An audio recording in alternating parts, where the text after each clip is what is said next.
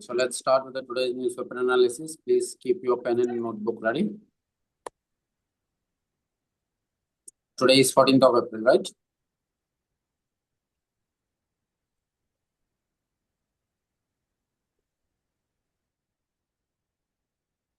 Yes, sir, 14 April. Yes. Yeah. Can you all see the newspaper on your screen? Is it visible to you?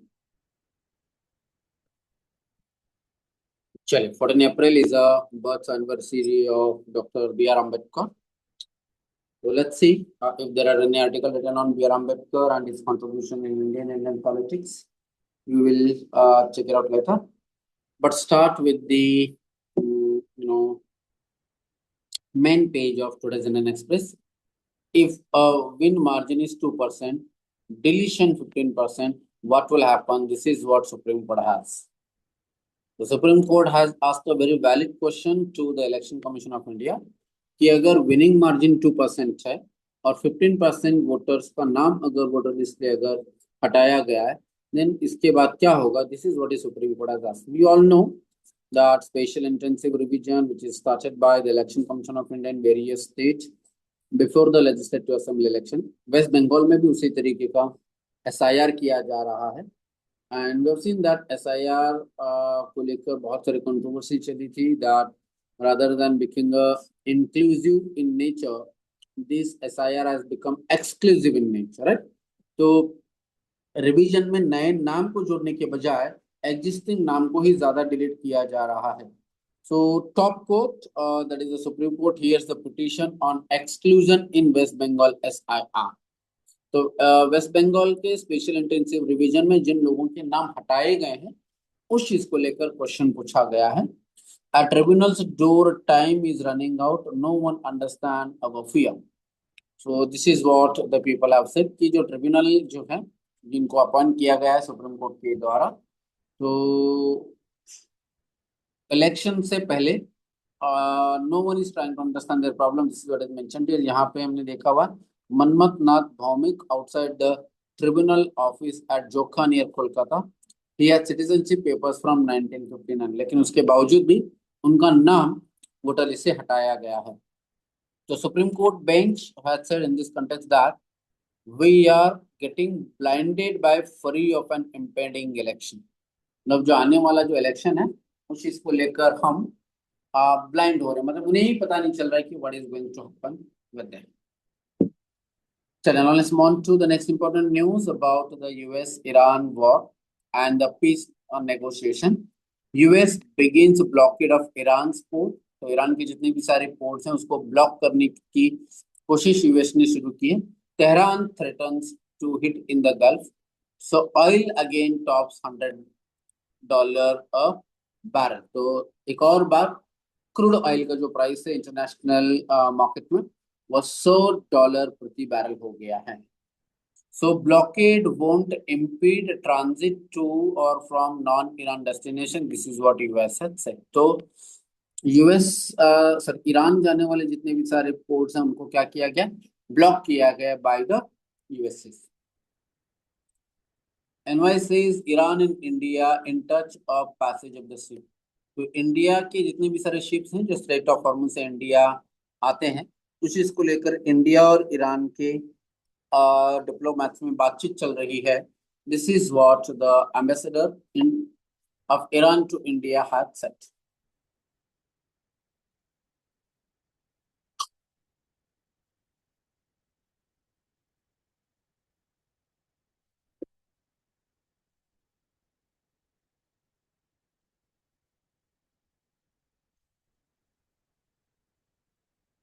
कल हमने देखा था cancer treatment को लेकर एक chemical was in the news. One of the drug was in the news which is more helpful in development of the T cells and B cells. You remember I've asked you to add into your current affair notes. Has all of you added that drugs names which is useful for the T cells, you know, the development? Keytruda is the name of that brand. Brand name है Keytruda and drug का name हमने कल discuss किया था. You remember? Anyone remember which drug it was? नाम याद नहीं है बट नोट्स में लिखा हुआ है आपने। चल now let's move on to next page. Supreme court ने एसआईआर को लेकर क्या कहा है, that's what you can read it out here. Iran और India both are in touch with each other for ships, Indian bound ships. और SIR को लेकर जो ट्राइब्यूनल्स हैं, ट्राइब्यूनल्स में क्या प्रॉब्लम आ रहे हैं, that is what is explained here. Baisakhi की हार्दिक शुभकामनाएं। कल ही हमने डिस्कस किया था, you remember. Baisakhi is Yes, one of the important festival in Punjab and Haryana, yes. and on this occasion Rekha Gupta, Mukhyamantri of Delhi, she has given a wishes.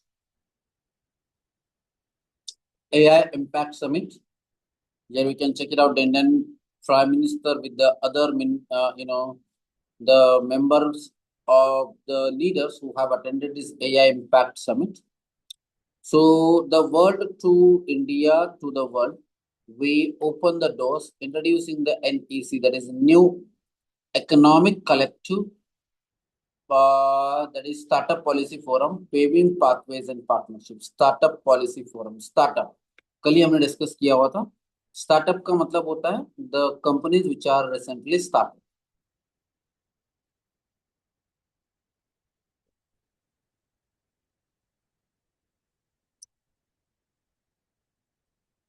Delhi and Dehradun economic corridor का उद्घाटन किया जाएगा by prime minister Modi, that is what is mentioned here. Delhi Dehradun, Dehradun is in Uttarakhand.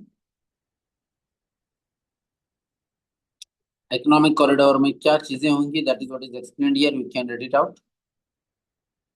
You can see a huge amount of infrastructure has been built by the government in last few years. Devbhoomi Uttarakhand, we have already discussed why Uttarakhand is called as Devbhoomi.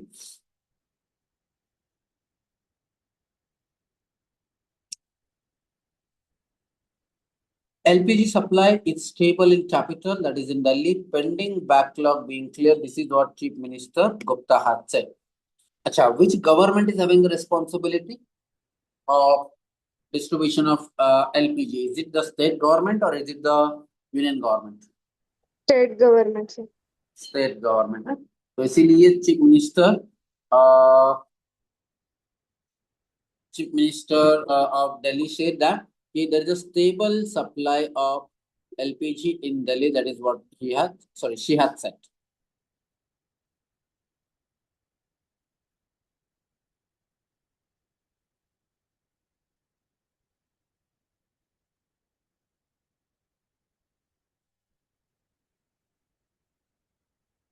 Baisakhi, a festival where tradition meets progress.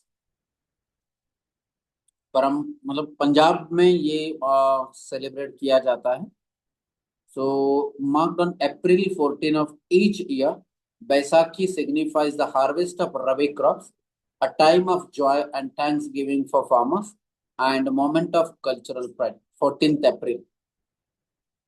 तो हर साल 14 अप्रैल को ये celebrate किया जाता है Baisakhi festival in Punjab and Punjab. So this is celebrated in Punjab's fields dedicated to the farmers and the industries that run crops into prosperity. इसी तरीके से एक और फेस्टिवल हमने देखा था न्यूज़पेपर में, नहीं रिमेम्बर, फेस्टिवल एसोसिएटेड विद अमीर खुसरो। किसी को याद है? Sir Basant Panchami. Basant Panchami, right. Nizamuddin and अमीर खुसरो से रिलेटेड हमने दिखा हुआ था बसंत पंचमी। और in that festival as well, we have seen that yellow color plays a very, very important role. Am I right? Yes, sir. Sure. So let's move on to the next page. Cultivating the brighter future of India with agricultural solutions and beyond. Here you can see, what you can see a drone here. As we all know, in GS paper 3, there is one topic called technology in the aid of farmer. This topic is there in GS paper 3. Yes, sir. So there are various technologies: IT technology, genetic engineering technology, space technology, drone technology, computer technology, etc. जो फार्मर्स की मदद में काम कर सकते हैं। तो that's what you can check it out. Chambal fertiliser and chemicals limited नाम की एक कंपनी है, एंड उनका इसके पहले भी एडवर्टाइजमेंट आया हुआ था। You can check it out that how this company is helping the farmers by giving some solution to the agriculture. हमने देखा था साइंस एंड टेक्नोलॉजी वाले पीवाई की क्वेश्चन में न्यू एग्रीकल्चरल टेक्निक्स को लेकर क्वेश्चन पूछे गए, remember new agri techniques, the questions are asked on that, yes or no? Those who have attended my PYQ classes, आपको शायद पता होगा, right? So there are so many types of technologies and techniques which are being developed by various the countries. तो उसी को लेकर यहाँ पर दिया हुआ है cultivating the brighter future of India with agricultural solutions and beyond. तो what solutions are being developed by Chambal Fertilizer and Chemicals Limited, ये जो कंपनी है, ये बस आपको एक बार चेक करना है।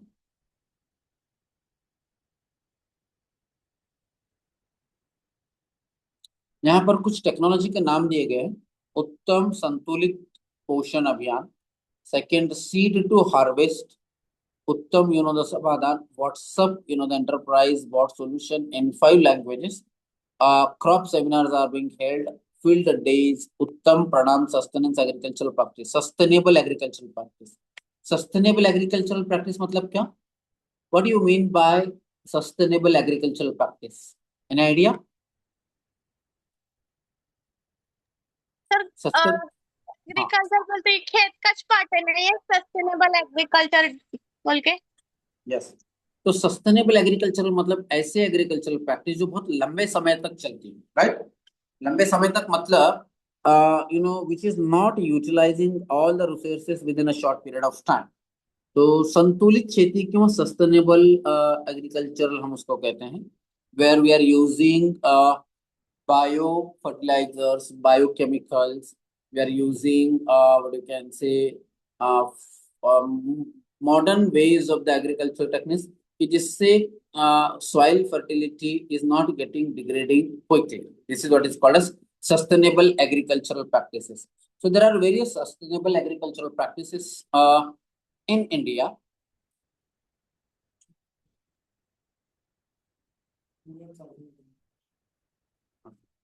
Sustainable agricultural practices. What are the various types of sustainable agricultural practices? That's what you need to check it out. Google में आपको सर्च करना है for prelim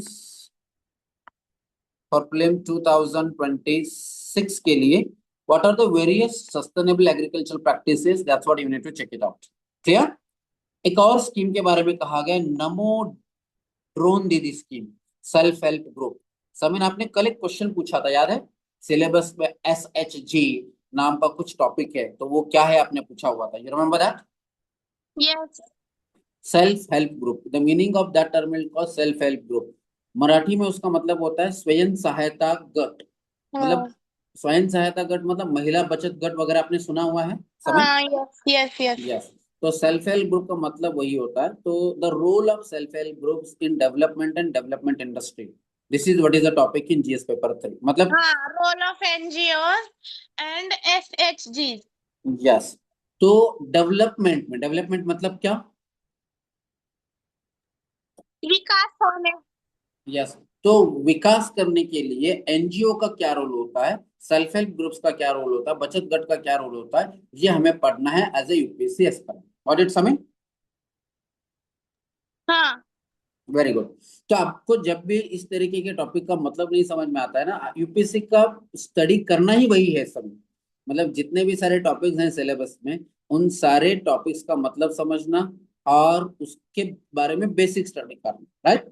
so do you think that कि self help groups does play a very important role and significant role in the development of India? Yes sir. Yes sir. Yes, right. तो वही हमें पढ़ना है कि कैसे सेल्फ हेल्प ग्रुप्स इंडिया के development में मदद करते हैं। नाउ डेज बहुत सारे जो बचत गट है उनके लिए क्या किया जा रहा है, नमो ड्रोन दीदी स्कीम रन किया जा रहा है। नमो ड्रोन दीदी स्कीम मतलब क्या? Many women who are the part of that self help group, they are being given a training for how to run the drones, drone technology. आपको पता है समीन ड्रोन टेक्नोलॉजीज क्या होते हैं? ड्रोन का इस्तेमाल किया जा रहा है और ड्रोन से बहुत सारे एग्रीकल्चरल रिलेटेड एक्टिविटीज की जा सकती है, spraying of the fertiliser, spraying of the pesticide, survey of the agricultural field etcetera, right. तो अब बहुत सारे जो बचत गट के जो महिलाएं हैं उनके लिए ड्रोन ऑपरेट करने की ट्रेनिंग दी जा रही है, and that scheme is called as Namo drone Didi scheme. तो आज जाकर आप क्या करेंगे, आज जाकर आप गूगल जेमिनाई में आप जाकर चेक करेंगे कि what is this, you know, Google sorry NaMo drone Didi scheme क्या है, इसके प्रोविजंस क्या है, आज जाकर आप उसको चेक करेंगे। What it Sameen, is it clear to you? Yes sir. Sir यहाँ पे और एक डाउट है मेरा। सर अभी आप बोलते हैं और टॉप मतलब कुछ कुछ ऐसे टॉपिक है कि जिसका हमको बेसिक में स्टडी करना होता है ना सर। तो ये बेसिक में स्टडी हम मतलब कहाँ से कर सकते हैं सर बेसिक स्टडी? यही देखिए, आपके लिए तो देखिए समीन, आई अंडरस्टैंड कि you are a visually challenge, आपको तो पढ़ने के लिए किताबें वगैरह तो बहुत सारी चीजें आपके पास में नहीं है, मटेरियल आपके पास में नहीं है, लेकिन आपके पास में टेक्नोलॉजी है, आपके पास में एक मदद है आपके मोबाइल में, गूगल जेमिनाई है आपके मोबाइल में। यस यूज भी करना आ रहा है मेरे को। हाँ, तो उसमें सिंपली आपको क्या करना है, गूगल जेमिनाई पे प्रॉम्प्ट देने आता है आपको, आपने सीखा है how to give prompt to the Google Gemini? हाँ वॉइस सर्च करने हाँ, आता है। तो आपने जो सवाल मुझे पूछा था कि सर ये सेल्फ हेल्प ग्रुप या रोल ऑफ एनजीओ, इस टॉपिक का मतलब क्या होता है, आपने जो मुझे पूछा था ना, आप डायरेक्टली वहां पूछ सकते हो कि what is the meaning of SHG। आप डायरेक्टली ऐसे, जैसे मैंने, आपने मुझे जो वॉइस मैसेज भेजा हुआ था कि GS पेपर 2 में रोल ऑफ एनजीओ SHG ये टॉपिक है, तो इसका मतलब क्या है, तो आप गूगल जेमिनाई में डायरेक्टली वहां पे पूछ लो, वो आपको एक्सप्लेन कर देगा कि व्हाट दिस टॉपिक्स आर। आपको और ज्यादा डिटेल में अगर समझना है तो आप डायरेक्टली वहां पे कर सकते हो कि what is the role of self help group in development and development industry. Syllabus में जो टॉपिक दिया ना, वैसे जैसे सिलेबस में लिखा हुआ है MSP, व्हाट इज MSP आप पूछ सकते हो। फिर नेक्स्ट टॉपिक आप पूछ सकते हो, what are the issues associated with MSP। जैसे सिलेबस में दिया हुआ है MSP से रिलेटेड इश्यूज क्या है, तो आप गूगल जेमिनाई को आप प्रॉम्प्ट दोगे या चैट GPT में आप प्रॉम्प्ट दोगे तो वो आपको एक्सप्लेन कर देगा कि एग्जैक्टली होता क्या है। आप चाहते तो मराठी में सुन सकते हो, इंग्लिश में सुन सकते हो, हिंदी में सुन सकते हो, आप प्रॉम्प्ट वहां पर दे सकते हो, लेकिन try to give the prompt in English so that आपका इंग्लिश भी इम्प्रूवमेंट हो जाए। धीरे धीरे जितना आप सुनते रहोगे वैसे वैसे आपका इंग्लिश भी इम्प्रूव हो जाएगा। What it Sameen? Yes sir. ठीक है, आपके लिए बेस्ट वे, आपको इधर उधर कहीं ढूंढना नहीं है, आपके पास में आपका मोबाइल है, जब गूगल जेमिनाई है, चैट GPT है, गूगल में भी डायरेक्टली अगर आप सर्च करेंगे ना तो आपको ये इन्फॉर्मेशन मिल जाएगी। बेसिक जितने भी सारे टॉपिक्स हैं सिलेबस में, उन सारे टॉपिक से रिलेटेड बेसिक इन्फॉर्मेशन आपको वहां पर मिल जाएगी। क्लियर? Yes sir. चलिए, now let's move on to the next page. Enforcement Directorate arrest IPAC director in Bengal in a coal scam case. ED. Anyone remember? हमने इसके पहले भी डिस्कस किया था। What is this ED और ये ED का काम क्या होता है? What is the function of ED? Farzana, Farzana, am I audible to you? Yes. Apart from Farzana कोई और है जिन्हें पता है कि what is this Enforcement Directorate, and Enforcement Directorate कौन से लॉ को, कौन से एक्ट को एनफोर्स करने की कोशिश करता है? Yes, Iqra. Yes, sir. Free. 1 second, Lavanya. Ikra is trying to answer this question. Let her answer first. Ikra. Ikra, you want to answer this question? Sir. Yes, Ikra. बताइए. ED stands for Enforcement Directorates. ये investigation agency है जो India में financial crimes specially money laundering को करती है।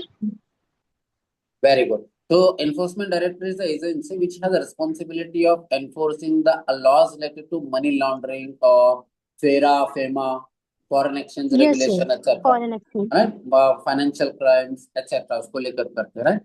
तो ED ने IPAC के जो डायरेक्टर है उन्हें अरेस्ट किया है in coal scam scheme. IPAC, this was also in the news, right? IPAC याद है आपको?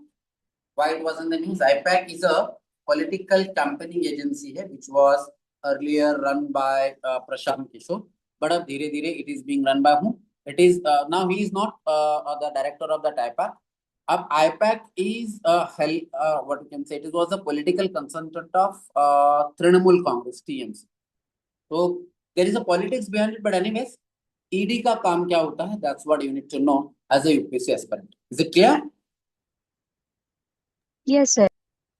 चलिए, now let's move on to the next page.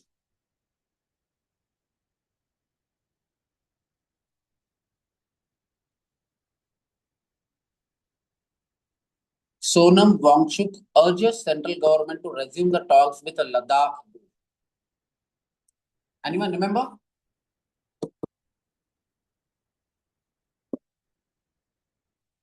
Who was Sonam Wangchuk and why Sonam Wangchuk was in the news? किसी को याद है, हमने discuss किया हुआ था सोनम वांगचुक के बारे में.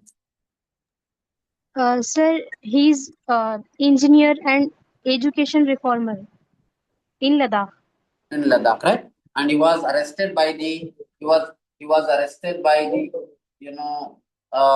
central government, and he was released after some time, right? So Ladakh group के साथ में जो बातचीत चल रही है, there are certain demands of the Ladakh group, like Ladakh needs to be added into the CIS schedule, etc. So that is what Sonam Wangchuk has asked the central government to resume the talk, because हमने देखा कि इस तरीके की जो भी problems होते हैं बातचीत से ही हल हो सकते हैं. It cannot be solved by arresting the people like Sonam Wangchuk. Is it clear? चलिए, now let's move on to the next page.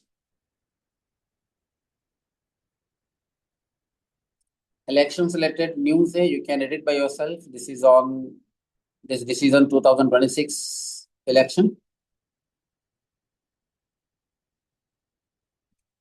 Delhi और देहरादून का एक इकोनॉमिक कॉरिडोर बनाया जा रहा है, Delhi and Dehradun. Today going please check it out. Delhi और देहरादून को जाने के लिए कौन से डिस्ट्रिक्ट से या कौन से स्टेट से होकर गुजरना पड़ता है? Today's editorial page is with respect to the Punjab sacrilege bill will have chilling effect. Punjab में लेजिस्लेटिव असेंबली में कोई बिल पास किया जा रहा है और शायद ये कुछ प्रॉब्लमेटिक हो सकता है. Baisakhi day this year saw Punjab assembly table a bill that bears the troubling hallmarks of regressive and draconian law. Regressive मतलब क्या? Regressive means हमने देखा था प्रोग्रेसिव वर्सेस रिग्रेसिव, राइट? तो एक ऐसा बिल पंजाब असेंबली में गवर्नमेंट ने इंट्रोड्यूस किया है की जो रिग्रेसिव है और ड्रैकोनियन. रिग्रेसिव एंड ड्रैकोनियन मतलब आपण म्हणतो मागासलेलं, आणि ड्रैकोनियन का मतलब होता है what you can say, draconian means a kind of dictatorship, वैसा वाला कानून है. तो जगत जोत श्री गुरु ग्रंथ साहिब सत्कार अमेंडमेंट बिल 2026, तो ये बिल पास किया जा रहा है. शायद ये this bill is related to the Sikh religion and Sikh religious, the beliefs. So this has been passed unanimously in a special session. जैसे पार्लियामेंट का स्पेशल सेशन बुलाया जा सकता है, वैसे ही लेजिस्लेटिव असेंबली का भी स्पेशल सेशन बुलाया जा सकता है, right? An idea who can call a special session of the legislative assembly? जैसे हमने देखा था parliament special session can be called by the president of India, right? तो वैसे ही लेजिस्लेटिव असेंबली का स्पेशल सेशन कौन कॉल कर सकता है, समन कर सकता है? गवर्नर से. Governor, right? So governor does it on his own, or here also there is a need of advice of the council of minister at the state level for a special session needs to be called by the government? Yes, sir. Advice of the council of state. Government, yes. तो ये एक special session बुलाया गया था और special session में ये bill pass किया गया. द जगत जोत श्री गुरु ग्रंथ साहिब सत्कार. Guru Granth Sahib is a religious book of the Sikh religion in India. और इस बिल में which proposes a life imprisonment or the very least a minimum jail term for 7 years along with the fine of rupees 25 lakh rupees for any person found guilty of desecrating the Guru Granth Sahib. मतलब जो गुरु ग्रंथ साहिब जो सिख धर्म के follow करने वाले लोगों के लिए सैक्रेड बुक है, उसको अगर कोई डिसिक्रेट करते हैं, डिसिक्रेट करना मतलब म्यूटिलेट करना या उसका अगर कोई अपमान करते हैं, तो ऐसे व्यक्ती के खिलाफ में 7 साल की सजा या जन्मठेपची सजा किंवा 25 लाख रुपयाचा फाईन लावण्यात येईल, असा एक बिल पंजाबच्या असेंब्लीमध्ये पास करण्यात आलेला है। अब ये जो बिल पास किया गया, ये इस बिल से एक मतलब एक प्रॉब्लम हो सकता है। क्या प्रॉब्लम हो सकता है? That is what is explained here, read it out. Now this bill has been passed by Aam Aadmi Party government. Now normally Aam Aadmi Party is considered as a progressive liberal party, or is it considered as a conservative political party in India? आम आदमी party को कैसे political party समझा जाता है? Liberal और conservative? Liberal. Liberal. So a liberal political party के द्वारा इस तरीके का बिल पास करना मतलब किसी धर्म ग्रंथ का अगर अपमान होता है तो उनके खिलाफ में 25 लाख का नुकसान दिया जाता है। तो इससे क्या है? That's what you can check it out here, that कि this means beyond acts of physical damage such as burning, tearing और थेफ्ट और एनकम्पासेस स्पोकन, रिटन और सिंबॉलिक। मतलब गुरु ग्रंथ साहिब को अगर कोई फिजिकली डैमेज करते हैं या उसको बर्न करते हैं या उसको टीयर करते हैं या उसका चोरी करते हैं या बातों से भी अगर उसके बारे में अगर कोई अपमान करते हैं या सिंबॉलिकली भी अगर करते हैं या इवन इलेक्ट्रॉनिकली एक्सप्रेस करते हैं, मतलब फेसबुक सोशल मीडिया पे वगैरह भी अगर धर्म ग्रंथ के बारे में या गुरु ग्रंथ साहिबा के खिलाफ में अगर कुछ कहते हैं, तो that may be constructed as hurting religious sentiment. This is what is mentioned here.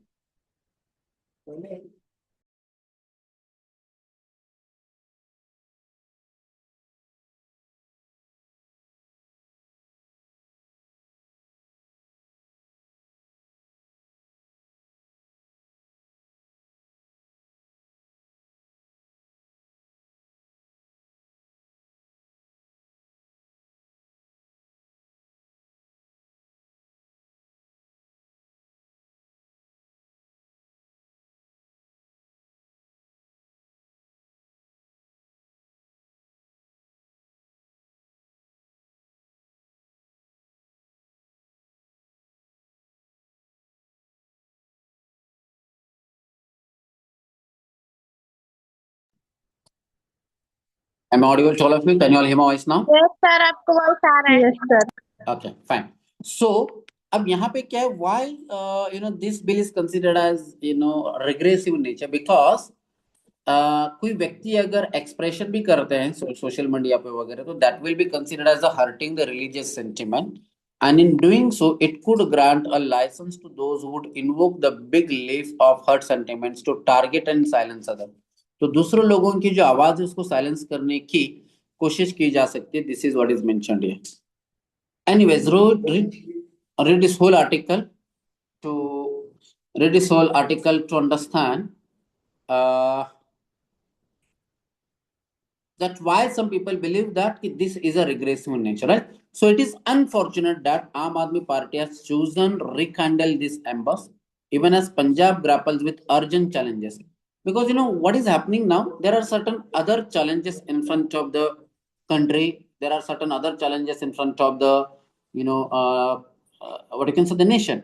Punjab में बहुत सारे दूसरे प्रॉब्लम्स है, जैसे हमने देखा एक्सट्रीमिज्म है, drug money is one of the important problem, farmers income is one of the problem, pollution in Punjab is one of the important problem.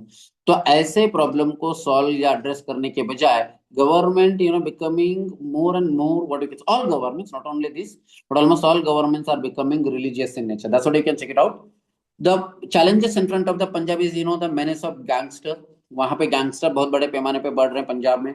Extortion, the scourge of the drugs. Drug is again one of the important problem in Punjab, right? You must have watched one movie called Udta Punjab. That movie has shown that to what extent the drug problem is there in Punjab, right?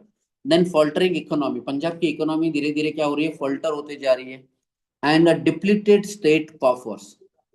So the bill has triggered disquiet in state and has a long prided itself on its secular ethos despite the intricate interplay of the religion and politics in its public life.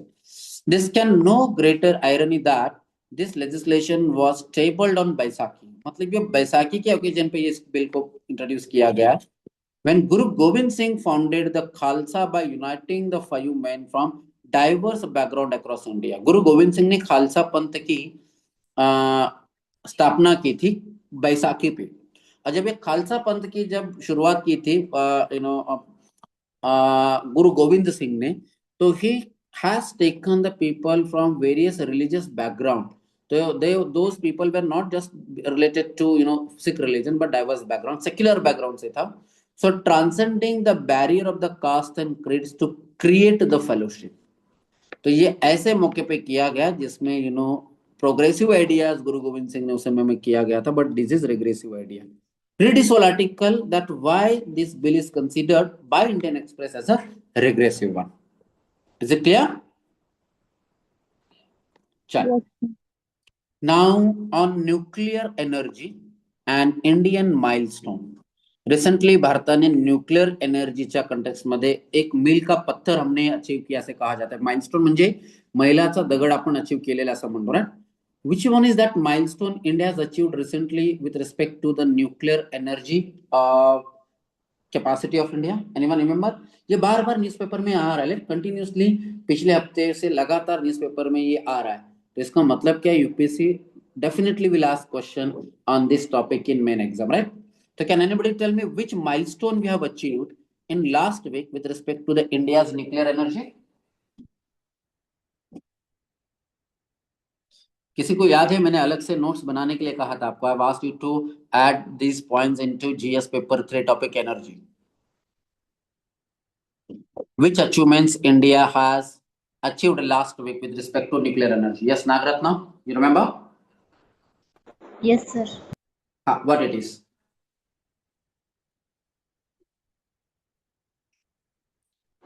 You are able to recall. You are able to recall it or not? But हमने पढ़ा हुआ था ये, तो कम से कम याद है आपको. Like we have read something about India's achievement with respect to nuclear energy, nuclear power. I think Tamil Nadu, sir. What has happened in Tamil Nadu? You are right. We found nuclear there, sir. I think. Okay. ठीक है. Fine. At least you know that something has happened in Tamil Nadu, right? But but as a UPSC aspirant, you need to be very specific. You need to know exact, what achievement India had in last week with respect to nuclear energy. Yes, Farzana. फिर India का जो India 3 stage nuclear power programme है, उसमें second stage power programme में हम कुछ achieve किया है, उसे कल्पक्कम नाम है उसका. Kalpakkam is a name of the nuclear power plant. मतलब तमिलनाडु में कल्पक्कम नाम का एक टाउन है, एक गांव है, एक विलेज है, और वहां पर ये न्यूक्लियर पावर प्लांट है.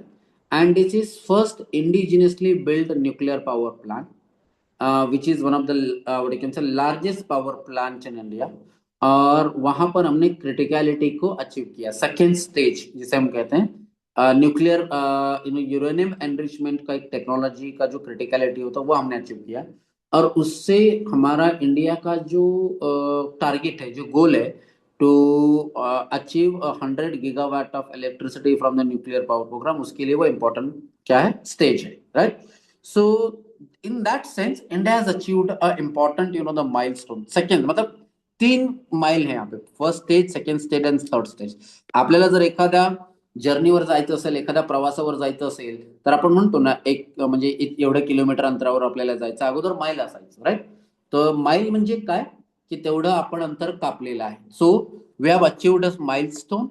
जसे की for example qualifying prelims for UPSC exam, it will be a milestone for you, right? Qualifying mains will also be a milestone for you.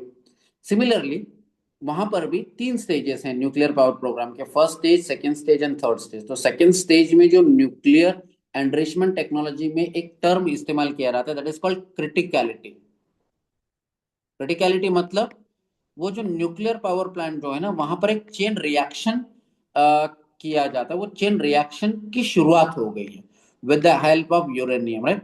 And that will be also using the thorium as a raw material. और third stage में भी thorium का इस्तेमाल किया जाएगा, right? So the attainment of the criticality, remember this word.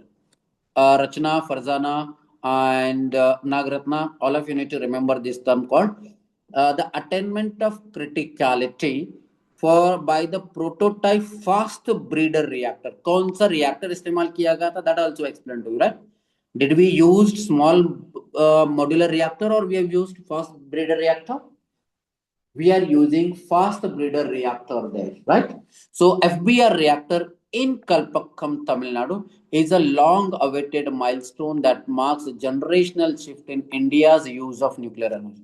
मतलब जवाहरलाल नेहरू ने जो ख्वाब देखा था 1960 में, जब डिपार्टमेंट ऑफ एटॉमिक एनर्जी बनाया गया था under the doctor Homi Bhabha's leadership, Bhabha atomic research centre शुरू किया गया था। तो उस समय में हमने एक विजन देखा कि हम भी इंडिया के लिए क्या करेंगे, न्यूक्लियर टेक्नोलॉजी के इस्तेमाल करके हम न्यूक्लियर एनर्जी को डेवलप करेंगे, ऐसे हमने सोचा था, बहुत पहले से हमने सोचा था। तो now we have achieved that, right? For we are doing this, this, ये हम कोशिश बहुत सालों से कर रहे हैं। तो this is one of the important achievement for India. So it represents the beginning of the realization of the vision. Vision, no, आपने वर्ड सुना होगा ना, विजन। विजन का मतलब क्या होता है? Vision is a short term और vision is a long term? नाही, विजन मतलब दूरदृष्टी। मराठीमध्ये आपण एक शब्द वापरतो, दूरदृष्टी। दूरदृष्टी म्हणजे काय? बहुत देखना। आगे की सोचकर जो हम अब प्लान करते हैं उसको हम कहते हैं विजन। हमारा दूरंदेशी। दूरंदेशी, very good.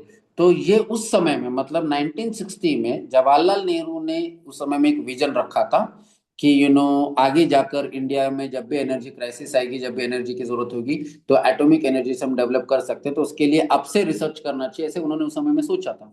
So this is a realization of that vision of the founding fathers of India, that is at that time Jawaharlal Nehru, Sardar Vallabhbhai, sorry, what is his name, second prime minister of India, Lal Bahadur Shastri, even Indira Gandhi, etc. So founding fathers of India's atomic energy program over 7 decades ago, मतलब कितने साल पहले हमने ये सपना देखा था that we will have our own atomic energy 70 years back, 7 decades अगोदर, म्हणजे 7 दशक अगोदर आपण एक विजन त्यावेळेस ठेवलेलं होतं.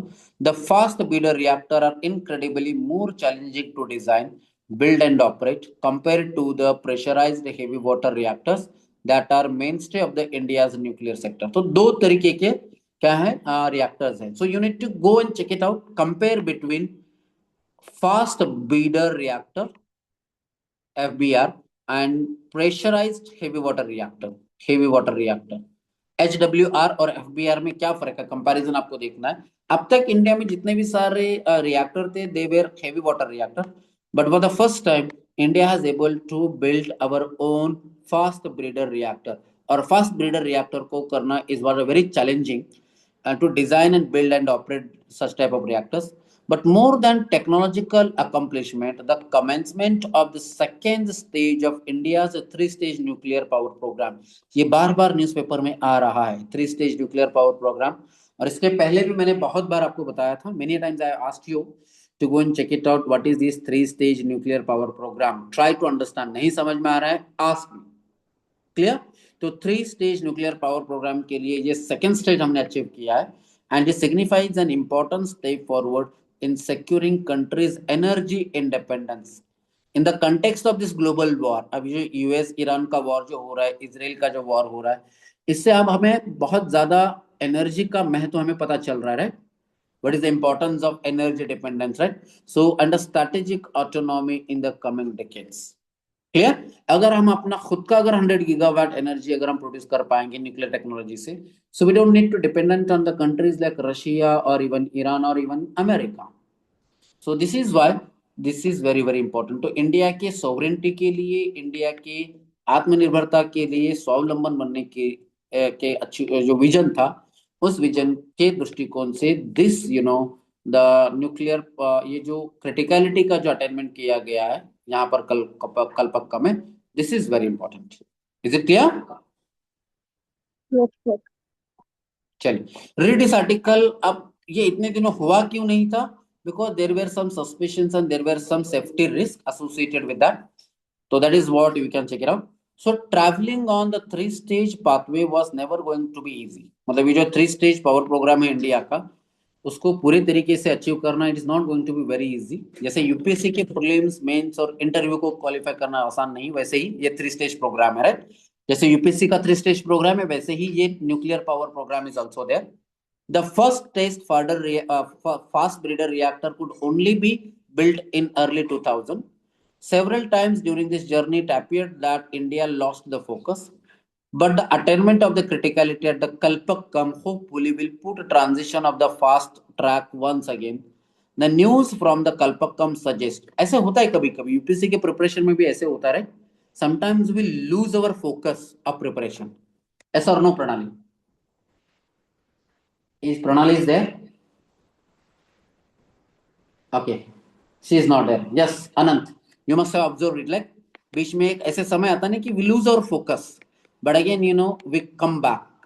We try to, right? That is what is mentioned here. The attainment of the criticality yes, of the yes, sir. come hopeful. Yes, Amit. Yes sir, study material वगैरह देख करके आता है टेंशन। नहीं, टेंशन आना तो it's but obvious, but focus lose करना is again one of the important problem, right. Anyways, तो यहां पर भी वैसे ही है, जो कुछ समय के बाद मतलब after 2000 India has lost the focus, but now the attainment of the criticality of the Kalpakkam hopefully will put transition on the fast track again. The news from Kalpakkam suggests that India is finally making serious efforts for rapid expansion to its nuclear reactor, the setting up of the nuclear energy mission, the enactment of the Shanti Act. Do you remember Parliament में Shanti Act पास किया गया था recently, Farzana? शांति act में क्या किया गया था, मतलब ये जो कानून पास किया गया था, व्हाट एग्जैक्टली उस कानून में क्या चीजें की गई थी जिसकी वजह से न्यूक्लियर एनर्जी को इंडिया में डेवलप करने के लिए आसानी होने वाली है? प्राइवेट सेक्टर को अलाउ किया गया था, प्राइवेट सेक्टर को अलाउ किया गया, ठीक है, और एंड ऑल्सो फॉरेनर्स को भी सर अलाउड किया गया। उसके अलावा दो इंपॉर्टेंट चीजें, एक तो सिविल जो लायबिलिटी थी, civil nuclear liability, nuclear damage liability जो है उसमें कुछ चेंजेस किए गए थे। देन उसके अलावा we have allowed the foreign companies to start their operations in India along with Indian companies, right? तो दो चीजें की गई थी, एक तो डिपार्टमेंट ऑफ एटॉमिक एनर्जी के इसमें कुछ बदलाव किए गए थे, कानून में एटॉमिक एनर्जी एक्ट में कुछ चेंजेस किए गए थे, right. You need to be very specific, Farzana. Atomic energy act में बदलाव किए गए, and liability, civil liability act, nuclear liability act में कुछ बदलाव किए गए, चेंजेस किए गए, और जिसके तहत foreign countries and Indian private companies are very happy to start there nuclear power plant in India, right. तो दो चीजें हैं, एक है nuclear energy mission, second is Shanti act and the push for the development of small modular reactor. Question पूछा जा सकता है आपके मेंस एग्जाम में, that India has a target of 100 gigawatt of energy produced from the nuclear energy. So discuss the efforts taken by the government in this regard. मतलब 100 gigawatt nuclear energy को achieve करने के लिए government of India के द्वारा क्या efforts लिए गए हैं अब तक, क्या क्या कोशिश की गई, ऐसे क्वेश्चन पूछा जा सकता है। तो ये सारी चीजें आपको याद आनी चाहिए, जैसे कि हमने शांति एक्ट पास किया, फिर हमने न्यूक्लियर एनर्जी मिशन को शुरू किया, we are pushing more for small modular reactor, opening of the nuclear the sector for the private participation. अब तक nuclear power generation was not allowed to the private companies, right. अब तक सिर्फ government ही कर रही थी, but now private players have also been allowed for that, and all these are the vital steps taken in that direction. So all of you please note down the question. Achieving 100 gigawatt of nuclear energy. Can you all write down the question? Shweta, Samin, Sakshi, Rakshita. All of you have to write the answer as well. Those who are not preparing for prelims, you can write the answer of this question, right? The question will be like, achieving 100 gigawatt of energy is a target of India by 2047.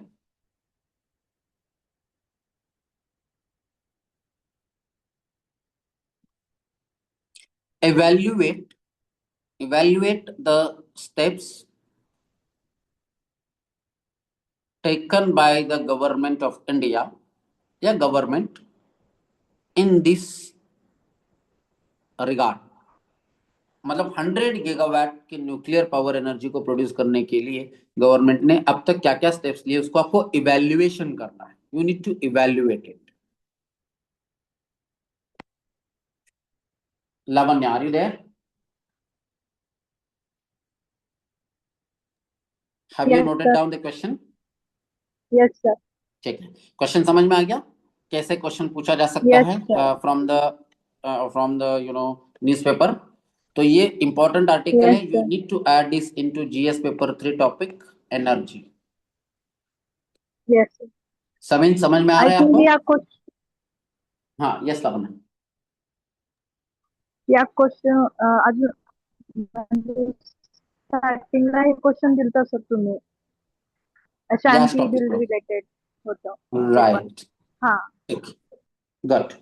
समझ में आ रहा है आपको कैसे question पूछा जा सकता है इस तरीके के टॉपिक में मेंस एग्जाम में?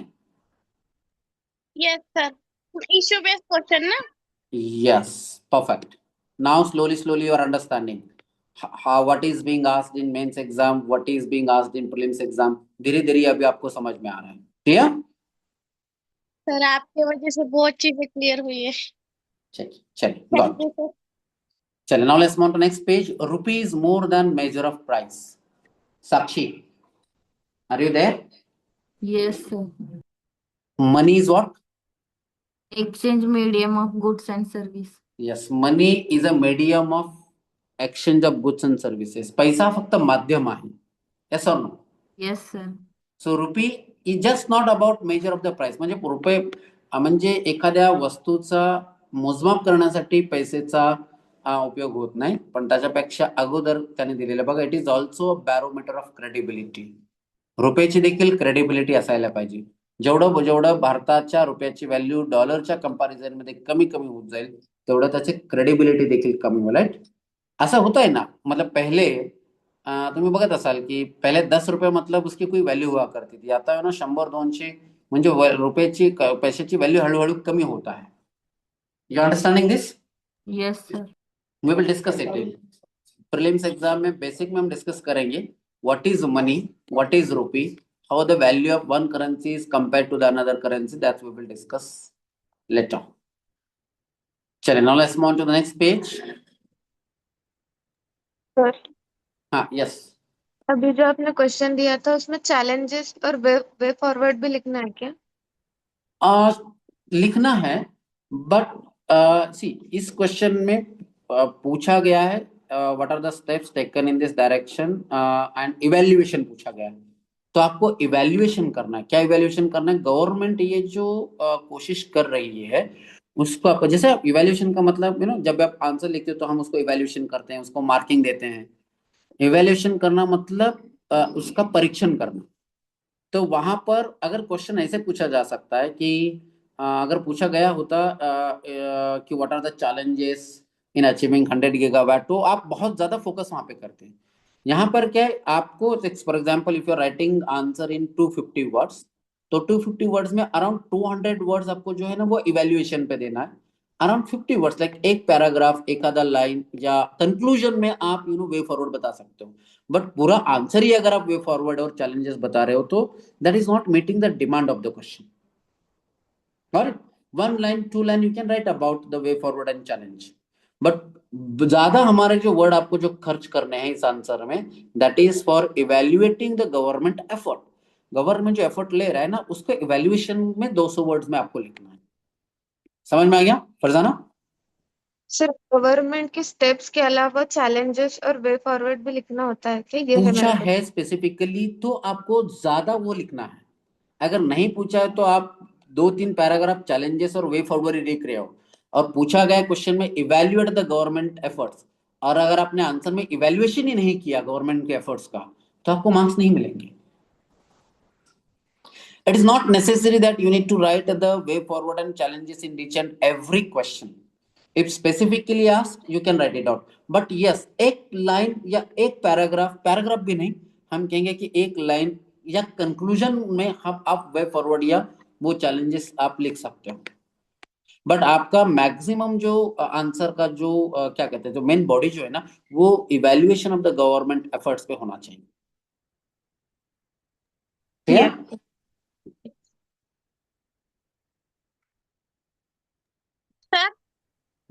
अभी क्या होता है ना फरजाना, एग्जाम में you know what are the challenges and what is the way forward for the nuclear energy. आपको पता है, आपके पास में नॉलेज है, लेकिन पूछा ही नहीं गया वो, और आप पूरे आंसर में वे फॉरवर्ड और चैलेंजेस लिख रहे हो, और पूरे आंसर में कहीं पे भी आपने गवर्नमेंट के एफर्ट्स का इवेल्युएशन ही नहीं किया, आपके आंसर में कहीं आया ही नहीं है इवेल्युएशन, तो मार्क्स नहीं मिलेंगे आपको। Although what ever the way forward, what ever the challenges आपने जो आंसर में लिखा वो सही है, बिल्कुल सही है, लेकिन मार्क्स नहीं मिलेंगे, बिकॉज जो पूछा गया है वो लिखना चाहिए, और जो पूछा गया है वो नहीं लिखा और आपने दूसरा ही लिखा है, तो you will not get the marks. So this is what is the skill of answer writing in main exam. So many times what happens, many students write what they know rather than what is being asked.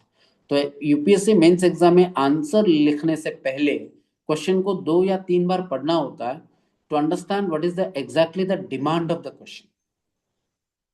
Yes.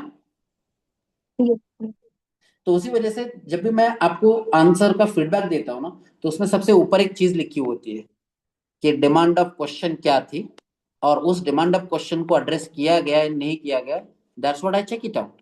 If the demand of the question is not met, फिर वहां पे बताया जाता है आपको कि क्या आपको इस आंसर में लिखना चाहिए था। तो सबसे पहली चीज आपको मेंस एग्जाम में देखनी होती है, what is the demand of the question, demand क्या है। I always say UPSC mains answer writing is like making a dish. Clear, making a dish मतलब क्या, खाना बनाने के जैसे। तो जैसे डिमांड होती है वैसे, राइट, लाइक फॉर एग्जांपल किसी को some people like spicy, some people like less salty etcetera. तो यहाँ पे पूछा गया है इवेल्युएशन, और आप लिख रहे हो चैलेंजेस एंड फॉरवर्ड, मतलब 250 वर्ड में से आपने 200 वर्ड चैलेंजेस और क्या लिखा है, चैलेंजेस और वे फॉरवर्ड लिखा है, लेकिन इवेल्युएशन आपने लिखा ही नहीं है बिल्कुल भी, या लिखा भी है तो सिर्फ 50 वर्ड लिखा है, तो you will not get the marks. तो यहाँ पे 200 वर्ड्स आपका इवैल्यूएशन पे होना चाहिए, 50 word forward way forward and challenges पे होना चाहिए। समझ में आ रहा है? लेकिन सर चैलेंजेस और वे फॉरवर्ड होना चाहिए ना इवेल्युएशन के साथ। हाँ होना चाहिए, but that is what I am trying to you, कि ज्यादा उस पे नहीं लिखना है, होना चाहिए बट 1 या 2 लाइन, Yes. या you can write it in conclusion as well. Yes. चलो now let's move on to next page. We have been voted for generation, how can I be a doubtful voter? तो बहुत सारे लोगों के नाम जिन्होंने पहले भी वोट किया था उनके भी नाम वोटर लिस्ट में से हटाए गए हैं। तो खालिदा खातून has written an article that how they can be a doubtful voter. Yes, Sameen आप कुछ पूछ रहे थे। एग्जाम होता है तो उसमें जो ऑल पेपर होते हैं, ऑल मीन्स सब्जेक्ट के, और ऐसे का नहीं बोल रही मैं, सब्जेक्ट के। तो सर ऑल सब्जेक्ट के पेपर में हमको इशू बेसिक क्वेश्चन आते हैं क्या? Yes, in mains exam majority of the questions are issue based. Clear? हाँ। Okay. चलिए, नाउ योगेंद्र यादव ने आर्टिकल लिखा है, women's reservation serves a political project that depends on early delimitation. तो हमने देखा था रिसेंटली डिलिमिटेशन के बारे में, गवर्नमेंट ने कहा था कि 2011 सेंसस विल बी यूज्ड और 2027 census will be used 11 for, हाँ, व्हिच वन? 2011 यस। तो अर्ली डिलिमिटेशन के लिए ये वुमेन रिजर्वेशन का इस्तेमाल किया जा रहा है। This is what Yogendra Yadav is saying.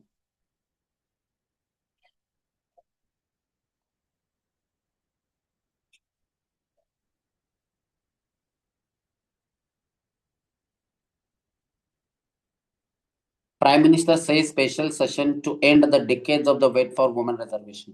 तो women reservation के लिए एक special session बुलाया जा रहा है, मुझे लगता है शायद 16th of April this session will be called.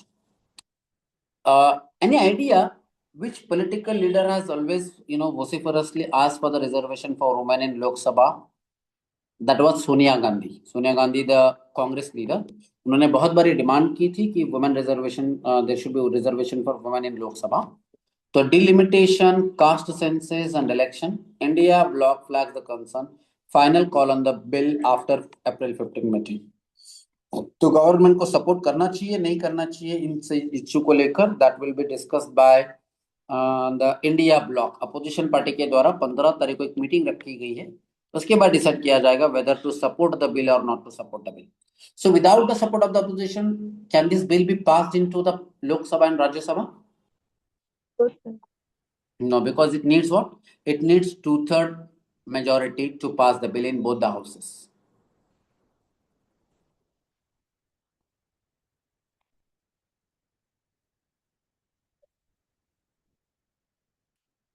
Now let's move on to next page. Asha Bhosle has been cremated with state honors. Maharashtra हमने कल देखा था, Asha Bhosle has expired yesterday. MPC के लिए हमने बताया था कि question can be asked on Asha Bhosle. I hope you have already made a notes with respect to Asha Bhosle for MPSC. Chief justice of India का कल भी एक स्टेटमेंट आया हुआ था, आज भी एक स्टेटमेंट आया हुआ that codes of the future can't remain confined with buildings. तो सिर्फ बिल्डिंग ही कोड का फ्यूचर नहीं हो सकते हैं. This is what chief justice of India had said.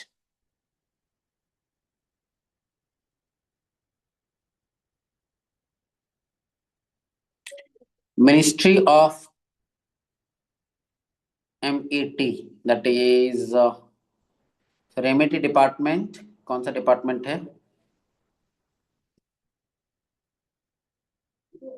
Meteorological department है. यस, तो metrological department forecast below normal monsoon. तो इस बार का जो बारिश है बिलो नॉर्मल होगा. Last year the rainfall was above normal और बिलो नॉर्मल?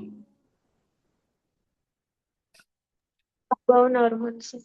यस, तो दैट्स व्हाट, बिकॉज इस बार बिलो नॉर्मल रेनफॉल होगा because of the El Nino. El Nino की वजह से बिलो नॉर्मल रेनफॉल होगा इसे कहा गया. ये एल नीनो क्या होता है और एल नीनो की वजह से बिलो नॉर्मल रेनफॉल क्यों होता है normally, that's what we can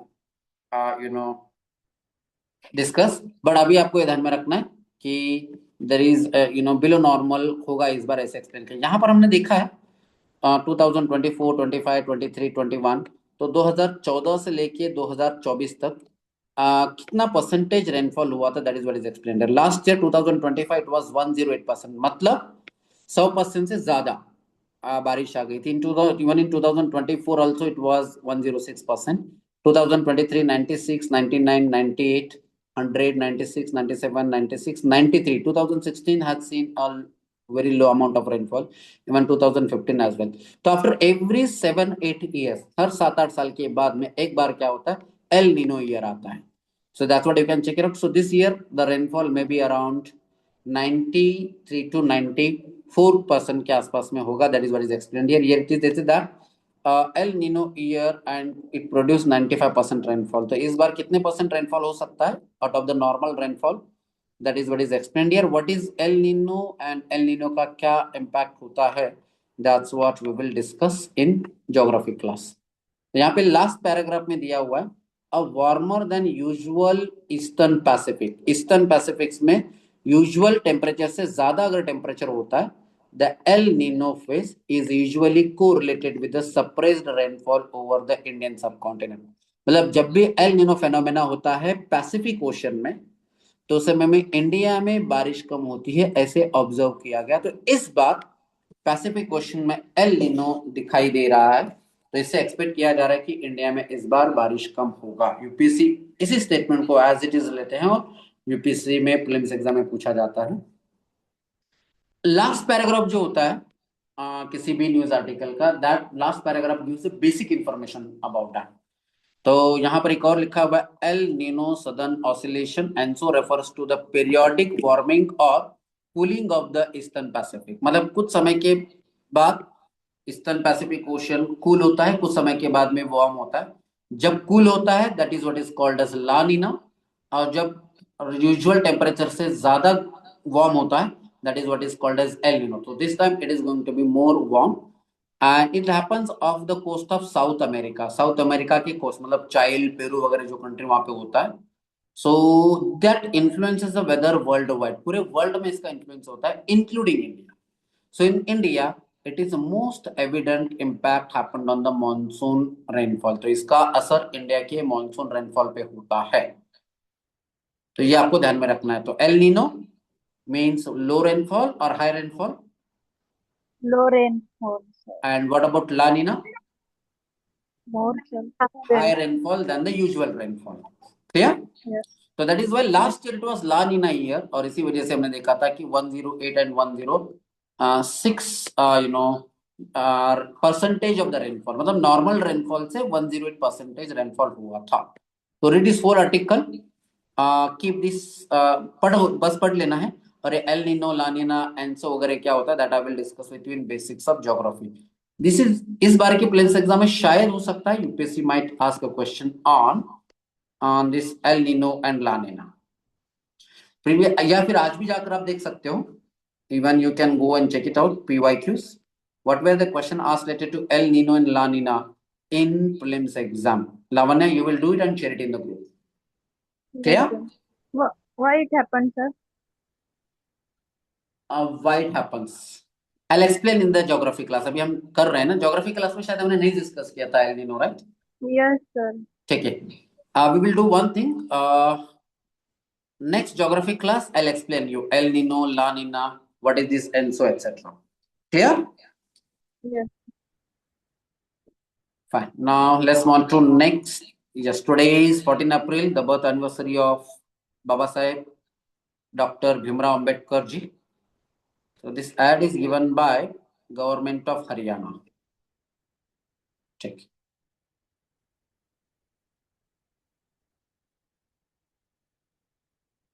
Strait of Hormuz को लेकर न्यूज आ रही है. You can read it by yourself. We have read a lot. War in West Asia, its impact on India, Strait of Hormuz, etc. Peace negotiations are going on between Iran and USA in Pakistan. That's what also we have already discussed. GS paper 3 में topic है issues associated with agriculture. तो biometric row in mandis, issues with agricultural market and agricultural market produce. Agricultural market को लेकर भी कुछ issues हैं. GS paper 3 में topic है. तो farmers are protesting in Haryana because biometric को लेकर कुछ issues हैं.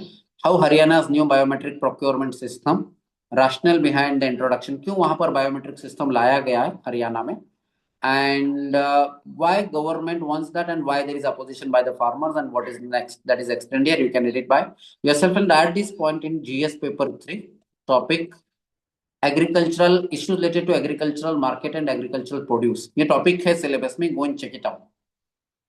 उस टॉपिक में आपको ये पॉइंट्स ऐड करने हैं कि ये हरियाणा गवर्नमेंट ने नया बायोमेट्रिक प्रोक्योरमेंट सिस्टम ऐड किया हुआ है और उसको लेकर क्या इश्यूज चल रहे हैं. Yes.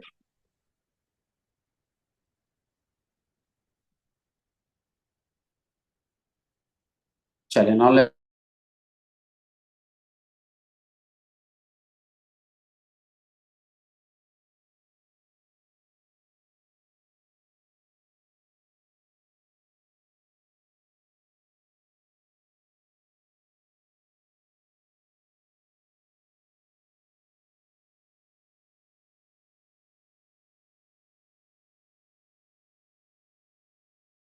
to bulldoze, you can check it out, fighting